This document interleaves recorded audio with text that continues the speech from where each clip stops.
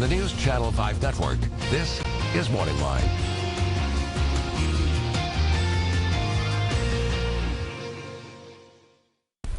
Good morning, everyone. Thanks for joining us on Morning Line. Nick Barris here. It is Monday. It's live and direct to you from the Plus Studios, and I hope you did have a good weekend to survive this heat. Woo! It was hot. We're getting things going this week now, and we're going to give you a chance. If you're like me, maybe you're not like me. Maybe you're someone who's a little more, on the ball when it comes to automotive things, your truck, your car, tire pressure, changing the oil. You're one of those people who handles the basics yourself, or maybe even goes beyond that. If you are, good for you. You can still join in the conversation. But if you're more like me and you have questions sometimes about cars, maintenance, things along those lines, give us a call this morning. We're going to do a show, Ask an Auto Mechanic, okay? We're going to open up the phone line, 737-7587. You're dealing with some issue, be it with cost, how to get something fixed, what needs to be done. There's no one better to ask that question of, not me, but Paul Kinney with Precision Tuned. Paul, how are you? Good morning, Nick. It is good to see you again. It's good to be back. We were just talking. It's been years since he's been on this show. He came on years ago when my co-host was Larry Britton. Right, yeah. Goodness. And I know you do segments on Talk of the Town. Correct. And actually, in interest of full disclosure, Paul has worked on my share of beaters over the years. And all right, listen, we're going to open up the lines. If you want to join in the conversation, we're going to talk about the car maintenance. That show on NPR, Click and Clack. Those great guys. Great. Yeah. And that was one of the most popular shows ever on NPR. It continues to be today, where they call in and take questions. But it really makes sense. Experts taking calls on cars, because for some people, it's just like we have no idea where to start. Well, and they made it fun. Yeah. So, that's going to be our job. We got to make it fun and maybe help some people, too, this morning. Well, that's the way you are. Paul's very good at explaining things to me. And maybe we can start, before we get to any phone calls, with this. All right. Okay. I've got my beat-up little Miata, right? And it was running fine. I've done my share of work on it, and you have. This morning, I got out to hop in the car to drive into work. Just didn't even start. Okay. Dead as a dang doornail. Now, I'm guessing it was running fine when I parked it when I got home from work on Thursday, because I was doing some work in the garage. I left it out, and it sat there Thursday, Friday, Saturday, Sunday in the hot sun. Okay. And I'm guessing, and here's my guess.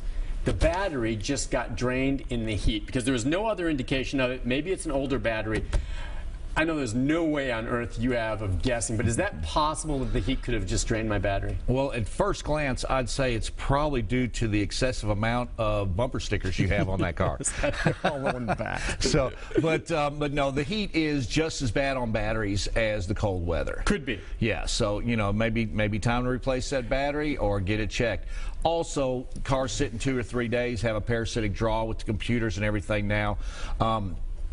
2 or 3 days should be good. If you leave them a week or so, go on vacation, you're allowed to come back to a dead battery as well. Yeah, which was odd, because I was gone on vacation a couple of weeks ago for a week, and I had it parked in the garage.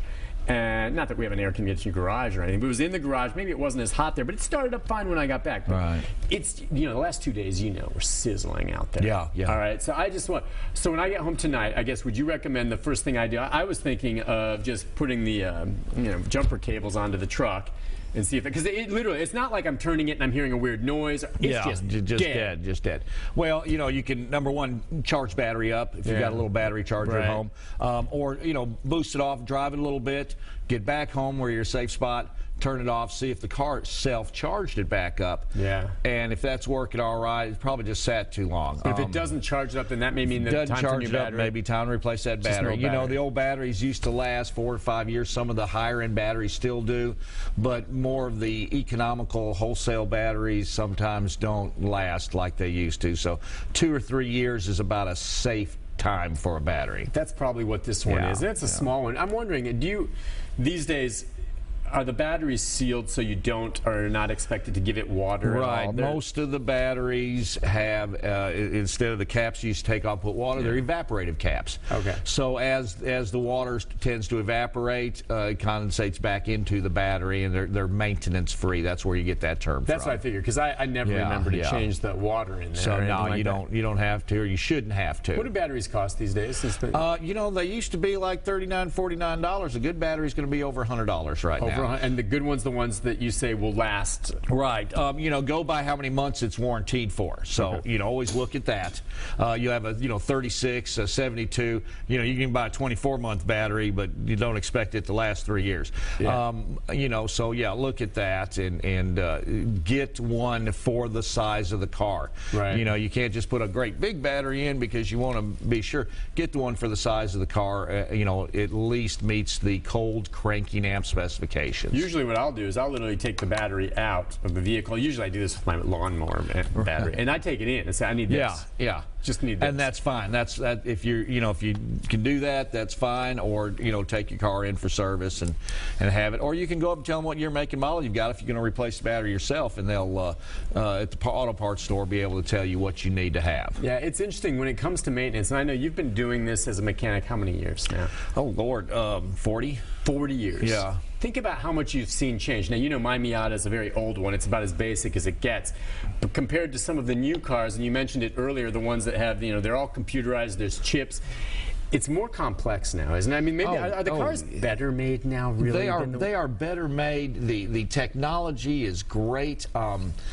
But isn't there more to things? it then? Things are lasting longer, but you got more stuff to go wrong. Okay. All the electronics. It used to be, it's like the song Automatic. Yeah. You get in, you had 3 on the tree, which a lot of our viewers probably won't even know the transmission I'm talking about. It used to shift, on the on the column. That's cool. Yeah. But now we don't even have to turn on our headlights.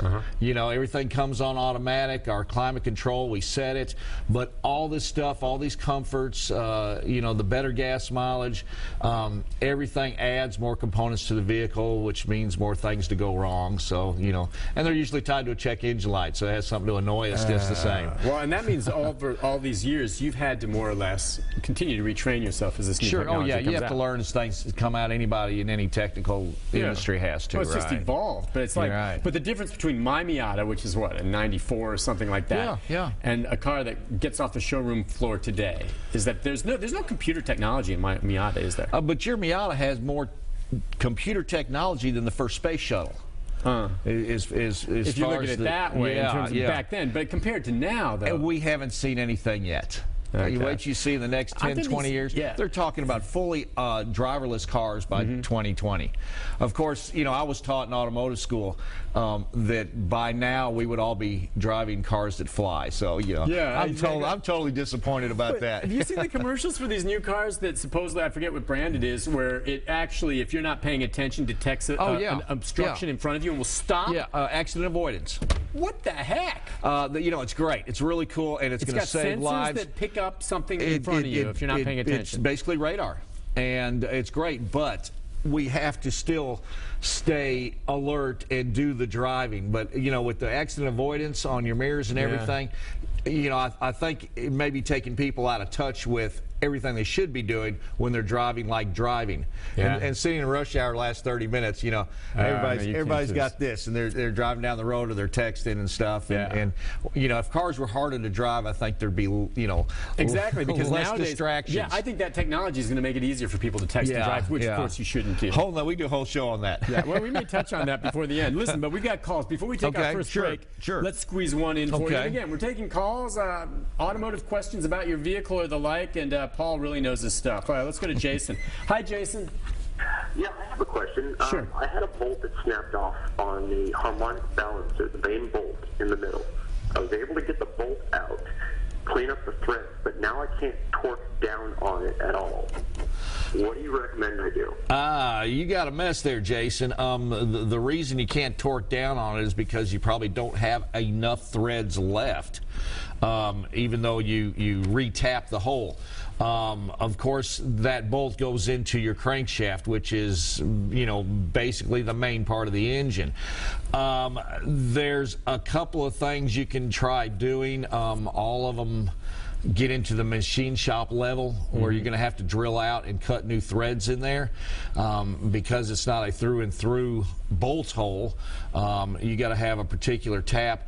The other thing that you might do, and it's kind of an old shade tree thing, but get some type of liquid metal, liquid steel, a JB Weld, something like that. put it in there, lightly torque it, and let it sit up and see if that will at least patch it in the meantime, because otherwise you're looking at a major cost in an engine replacement or a new crankshaft. Do you have access to that kind of equipment? I mean, it sounds like you kind of know your stuff with what's wrong with it, Jason. What kind of access do you have to equipment? I'm just curious. Basically whatever's in my garage right now. I mean, you gotta love friends. Yeah. They'll always help you out in a pinch. I mean, right now the engine's actually on the engine stand itself, so I'm at this point, you know how a project goes. You know, if it's not one thing, it's another. Right. What type of engine is it? It's a Chevy 350, a 94. Well, if you've got it on the stand already, you might as well just roll that thing over, take the oil pan and the bearings out, and put you another crankshaft in. Okay. Especially if it's a project car and you plan on keeping it for a while. Maybe it's a toy you're building, sounds like. My daily driver. Okay, your daily driver. Well, the old Chevy 350 built a lot of hot rods, so I didn't know if maybe you're building a hot rod. But yeah, if you've already got it out on an engine stand, don't fool around with it. Just go ahead and get you a crankshaft. You'll have to, go ahead and replace the bearings if you haven't done that already. Look into something. Google Plastigauge, which tells you how to torque the new bearings in and everything, so you get the correct torque on them. But yeah, this was in the assembly process when it broke. Oh, okay, all right, yeah. If you can't get a torque, you just keep spinning when you try to torque it back down. Yeah. Yeah, you don't have enough threads left. So that's why it's stripped out, even with cleaning the threads up. And I don't think there's anything like a oversized crankshaft bolt, man. Sorry, just might as well go ahead and put a new crankshaft in it. Hey, listen, Jason, thank you for your call. And that's what I'm talking about. I'm sitting here listening to you guys.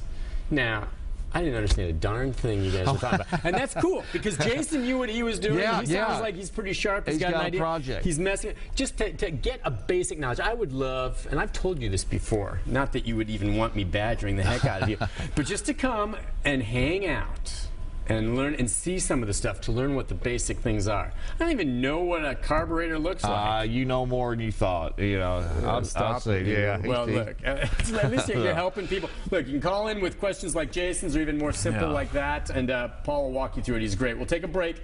When we come back, if you're on hold, stay there. If you're thinking about calling, some lines are still open. 737-7587.